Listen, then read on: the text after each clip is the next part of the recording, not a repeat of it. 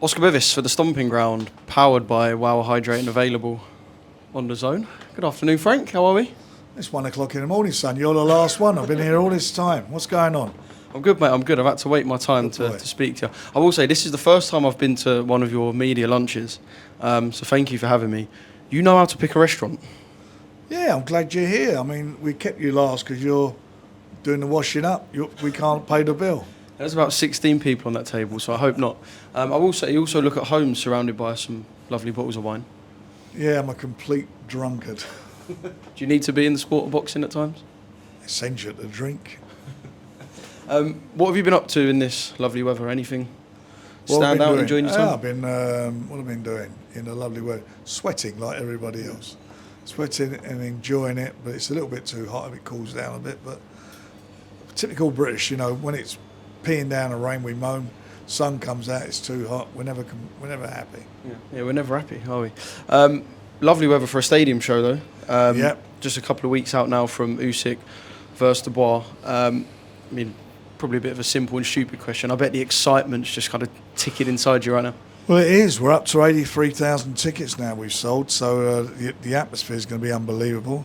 And it's an historic moment for British heavyweight boxing. First time the four belts have been on the line in the heavyweight division in the UK, and Daniel has a chance to go down in history to be the first Brit to win those four heavyweight belts. Yeah, just taking it back to the launch press conference, Tyson is one of the best, if not the best ever at Mind Games, Tyson Fury. AJ, not really so, but none of them could crack Oleksandr Usyk. Did we see a little chink from Don Charles, perhaps questioning the heart, questioning the quit last time? Did we see perhaps the first little crack of Oleksandr Usyk? And do you think that's going to be the game plan for It was Don an and interesting Daniel? press conference, and Don obviously asked some sort of searching questions. And I only look at what I've seen, which is the last fight. I know that Daniel can hurt him. I know he can hurt him, and I know he's got the power to do that, as he's done with other fighters. And he's a much better fighter since that first fight. And he goes into it underdog again, but he's underdog in his last four fights and won 3 of the 4 fights.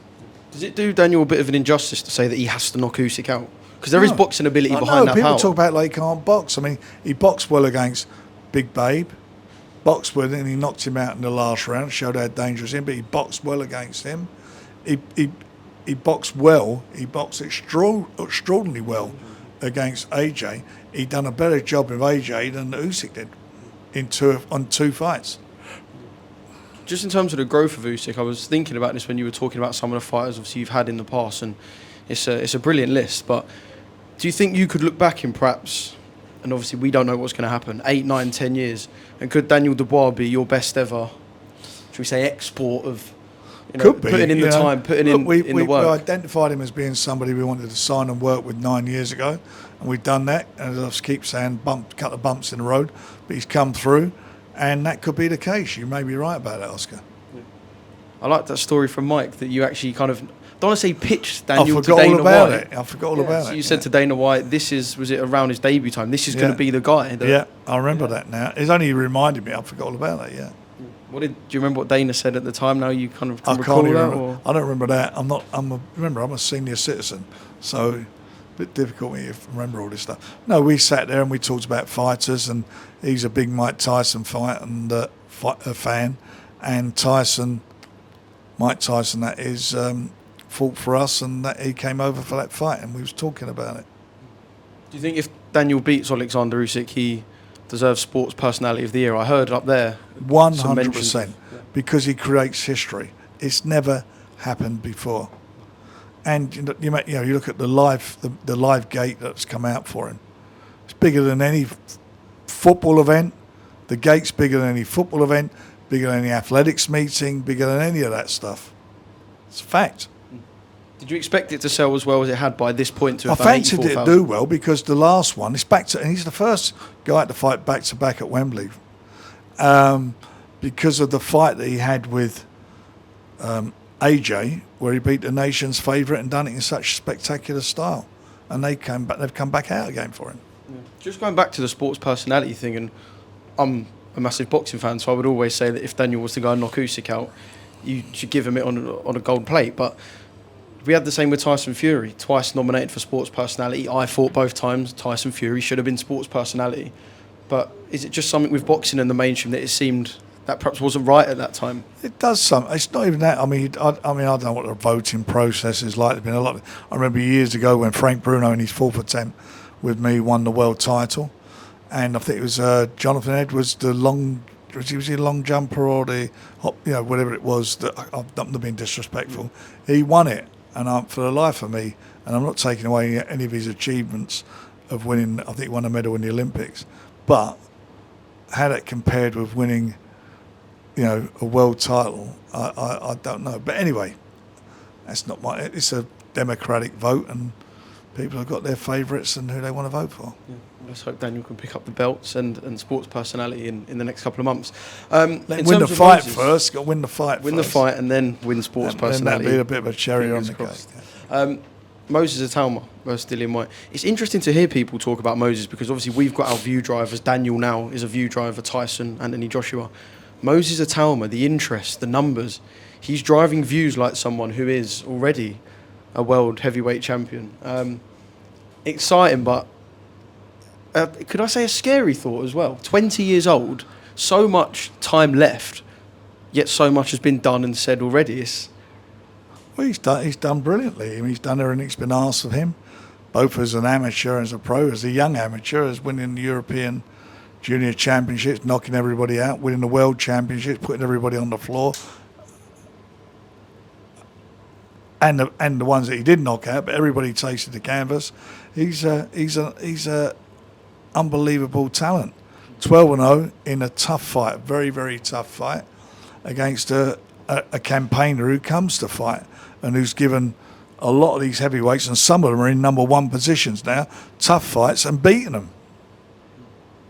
What did you make of Derek Chisora saying that he's been trying to get through to Dillian to say, don't take this fight with Moses? Well, thankfully he didn't get through.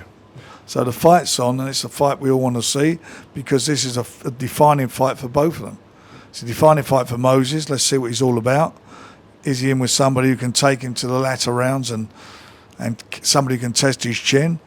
And for Moses, it's a fight where somebody's coming into it trying to take his number one position in the WBO and to get his opportunity to fight for the world title again. So he's hungry. He's a hungry man, Dillian.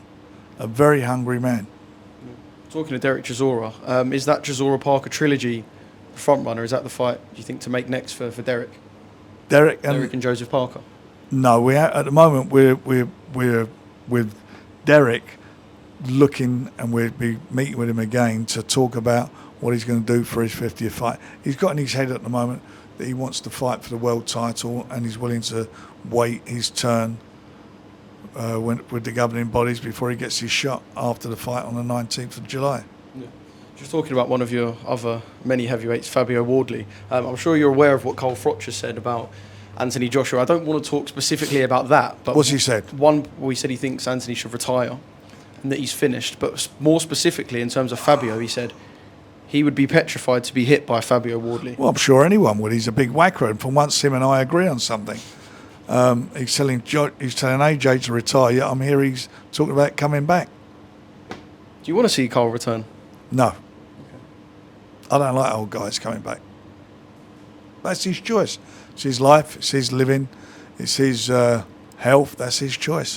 Do you think it's right to, and I know you can't cut people's opinion off, but is it right for someone with a platform like Cole to come out and openly say that, this shouldn't be happening, you're finished, you should retire? Or is there a degree of respect that needs to be He says a lot of things about a lot of people, doesn't he? He's got an opinion, he's opinionated, and he's got a platform, and he does what he does to keep relevant. That's up to him. That's his choice. Do you think Fabio Wardley would knock out Anthony Joshua? If he hits him on the chin, he'll knock him out, and anybody else he hits on the chin, he'll give him a problem. Just in terms of Canelo and Crawford, we saw a picture of them two at dinner with His Excellency. Different, quite new score. I just want to know what you make of that. I mean, you've been in some of the most volatile fights. This isn't the most volatile fight. They had their dinner. Do we want to believe that it's volatile when we shouldn't see that? No, I mean, they had their dinner. Since then, they've had a little bit of a backwards and forwards, haven't they? So, and remember, once you get to fight week with a pair of them. But they're old campaigners. They've both been there, done it all. They got the T-shirt, the book, everything. They've done it all, and they don't need to be false about anything. The fight's there. It's a tough fight for both of them, and for the winner, he's gonna have the bragging rights. It's a big match. One thing Canelo hasn't done is fought in the UK. So Hamza Shiraz, I know there's a job I'd love to do. that. Is Hamza the lure? Do you think is Hamza the one to bring Canelo Alvarez to the UK? Yeah, I think it'd be a good fight. It'd be a great thing if we could do that. It's big if. He's obviously going to get through Berlanga first.